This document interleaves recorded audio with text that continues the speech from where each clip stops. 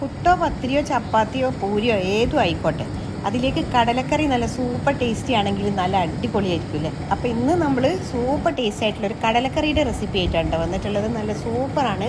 എന്തായാലും എല്ലാവരും ഇതുപോലെ കടലക്കറി ഒന്ന് ട്രൈ ചെയ്ത് നോക്കാം. അപ്പോൾ അതാ ഞാൻ അതിനായിട്ട് ഒരു പാൻ വെച്ച് കൊടുത്തിട്ടുണ്ട്. അതിലേക്ക് നമ്മൾ വെളിച്ചെണ്ണ ഒഴിച്ച് കൊടുക്കുന്നുണ്ട് കേട്ടോ. ഇനി അതിലേക്ക് കടുക് ഇട്ടിട്ട് കടുക് ഒന്ന് അങ്ങ് പൊട്ടി വരട്ടെ. ഇനി നമ്മൾ അതിലേക്ക് സവാള ചെറുതായിട്ട് അരിഞ്ഞത് ചേർത്ത് കൊടുക്കുന്നുണ്ട്. കൂടെ തന്നെ കുറച്ച് ഉപ്പും കൂടി ഒന്ന് വേഗം വഴണ്ടി വരാനായിട്ടാണ്.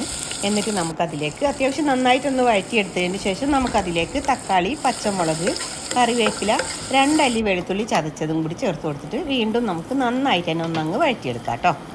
അതൊന്ന് മീഡിയം ഫ്ലെയിമിൽ വെച്ച ശേഷം ഉണ്ടല്ലോ നമുക്കതിലേക്ക് ഒരു അരപ്പ് തയ്യാറാക്കിയെടുക്കാം. അതിനായിട്ട് ഇതാ തേങ്ങ, ഒരു നുള്ളു മഞ്ഞൾപ്പൊടി, അതുപോലെ തന്നെ 1/2 ടീസ്പൂൺ അളവിൽ കാശ്മീരി ചില്ലി പൗഡറും ഒരു 4ഓളം ചുവന്ന ഉള്ളിയും കൂടി ചേർത്ത് കൊടുത്തിട്ട് ഇച്ചിരി വെള്ളം ഒഴിച്ചിട്ട് നമുക്കിതിനെ ഒന്ന് പേസ്റ്റ് ആക്കിയിട്ട് അരച്ചെടുത്തിട്ട് വരാം കേട്ടോ.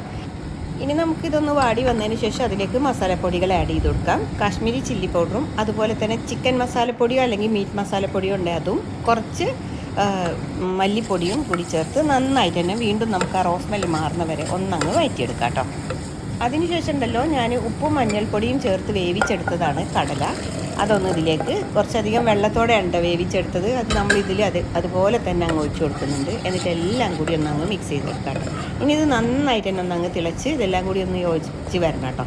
ആ ഒരു സമയത്ത് നമുക്കിതാ ഞാൻ അരച്ചെടുത്തിട്ടുള്ള തേങ്ങ ഇതിലേക്ക് ചേർത്ത് കൊടുക്കുന്നുണ്ട്. നന്നായിട്ട് തന്നെ ഒന്നങ്ങ് മിക്സ് ചെയ്തെടുക്കാം.